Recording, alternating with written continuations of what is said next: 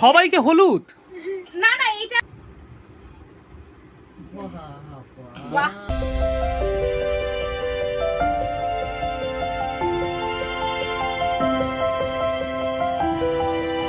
My channel. তো সবার প্রথমেই তোমাদের সকলকে জানাই দোল পূর্ণিমার প্রীতি শুভেচ্ছা ও অভিনন্দন আর হ্যাপি হোলি।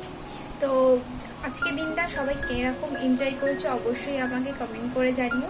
তো আমরাও এনজয় করব। তো এবছরটা কেমন কাটবে বলতে পারছি না, কারণ তোমাদের দাদাভাই আবার এবছরে তার বন্ধুর সাথে যাচ্ছে একটু বেড়াতে।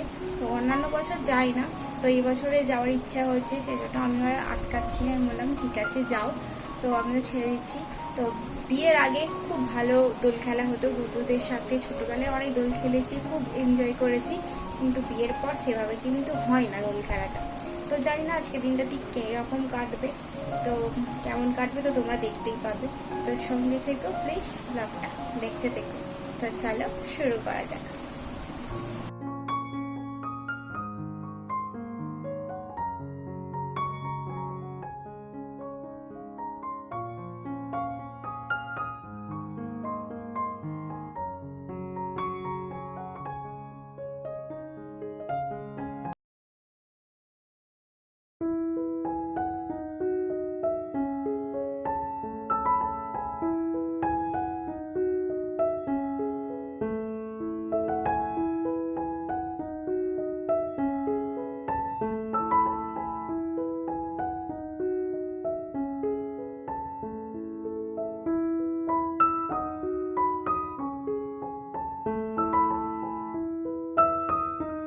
তো যাই হোক, আমি কিন্তু দিনের শুরুটা প্রথমে ঠাকুর প্রণাম দিয়ে শুরু করছি, কারণ প্রত্যেকবারেই কিন্তু আমি প্রথমে ঠাকুর প্রণাম করি, ঠাকুরের পায়ে আবির দিই, দিয়ে তারপরে কোনো কাজ করি, মানে বড়দের প্রণাম করা বা আবির দেওয়া সমস্ত কিছু ঠাকুর প্রণাম করার পরেই কিন্তু আমি করি। তো এখানে আগে ঠাকুর প্রণামটা করে নিই, তো তারপর দেখা হবে তোমাদের সাথে। তো এখানেই ঠাকুর প্রণামটা সেরে নিচ্ছি আমি। তো এরপরে যাব পাশে, মানে পাশের বাড়িতে যারা রয়েছে, পিসি আছে, জেঠিমা আছে, আশেপাশে যারা রয়েছে প্রতিবেশী, তো ওদের কাছে আমি যাই, ওদের বাড়িতে যাই, গিয়ে সবার পায়ে প্রণাম করে আসি আবির দিয়ে। তো সেরকমই যাব, কারণ হোলি খেলা তো সেভাবে হবে না, কারণ বুঝতেই পারছো মনের মানুষ না থাকলে তো সেভাবে হোলি খেলা যায় না। তো তোমার দাদাভাই তো যাওয়ার জন্য খুব ব্যস্ত, কি আর করব। তো যাই হোক, আমি ঠাকুর প্রণামটা সেরে নিলাম। তো চলো দেখা হচ্ছে তোমাদের সাথে। তো সকলকে আবির দিয়ে প্রণাম করে চলে এসেছি, দেখতেই পাচ্ছ তারাও আমাকে ছাড়েনি, বেশ ভালো করেই দিয়েছে আবির টাবির মাখিয়ে। তো এরপরে বিকেল হয়ে গেছে, বিকেলে আমরা রেডি হয়ে এখন বেরোবো মামার বাড়ি, মাসির বাড়ি যাব, গিয়ে একটু আবির দিয়ে প্রণাম করে আসব।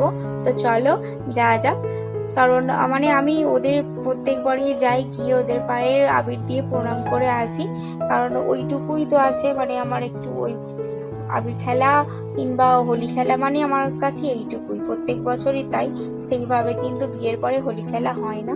তো যাই হোক, মামার বাড়িতে চলে এসেছি কাছাকাছি। ওয়েদারটা আবার খারাপ, দেখো মেঘলা করেছে, বৃষ্টি হবে হয়তো, জানি না কি হবে। তো তাড়াতাড়ি করে যাচ্ছি, আর ফিরতেও হবে তাড়াতাড়ি। যাই হোক, তো চলো, মামার বাড়ির কাছাকাছি আমরা এসেই গেছি, তো মামার বাড়ি যাই, তারপরে তোমাদের সাথে দেখা হচ্ছে।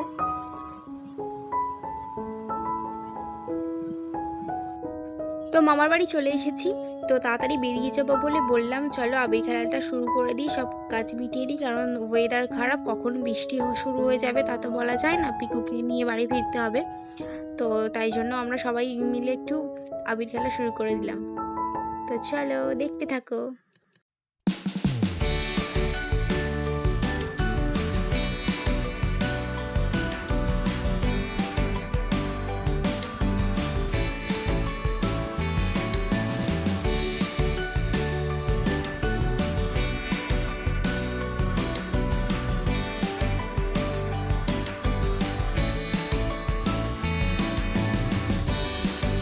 তো এরপর চলে এসেছি মাসিদের বাড়িতে। তো মাসিদের বাড়িতে এসেও একটু আবির খেলা হয়ে গেল। পিকুবাবু তো সবাইকে ধরে ধরে রং মাখাচ্ছিল আর খুব এনজয় করছিল, দেখতেই পাচ্ছ কত মজা করছে। পিকুবাবু খুব হ্যাপি, নিজে রং মাখাতে ভালোবাসে কিন্তু একদম রং মাখতে ভালোবাসে না, মানে ওকে কেউ রং মাখাতে গেলেই ভয় পাইয়ে যায়।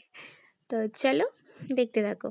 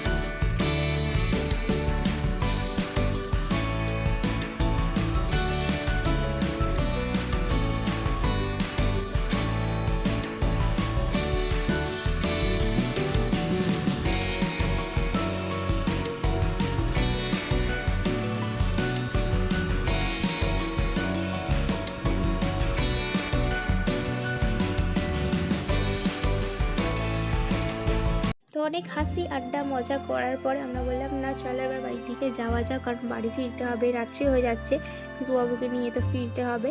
সেই জন্য আর না বসে এবার আস্তে আস্তে বেরিয়ে পড়লাম। তো এবার বাড়ির দিকে যাচ্ছিলাম।